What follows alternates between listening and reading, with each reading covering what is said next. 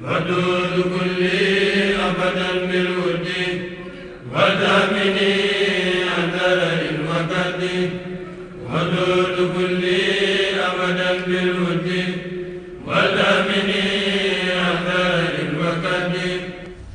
asalaamaaleykum mbokk yi, tey la dibéer fukki fan ak benn ci weeru diggi gàmmu ci atum junni ak ñeenti téeméer ak ñeent fukk ak ñett ci gàddaay yonente bi sallallahu alayhi wa sallam, dëppoo fukki fan ak juróom-ñeent ci weeru sàttumbar ci atum ñaari junni ak nit ak benn. fukki fan ak benn bokkul ci lim yu fàtti lim bu rafet la, kon tey ci dibéer ji rafet na ci lépp. li ñu ciy terati rek wattandiku mooy ku ca watu wala ku ca tàggoo. ñaanu bis bi, yow yàlla maa ngi lay ñaan nga musal ma ci dëkkandoo bu bon. allahumma inni a'udhu bika min jaari suu. xadiisu bis bi yonent bi sallallahu alayhi wa sallam nee na, waaye day dees na yëkkati darajaam ci àjjana. mu wax ne, fan laa jële lii?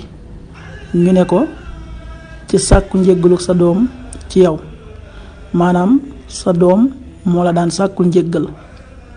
xadis bi ibnu maaja moo ko nettali.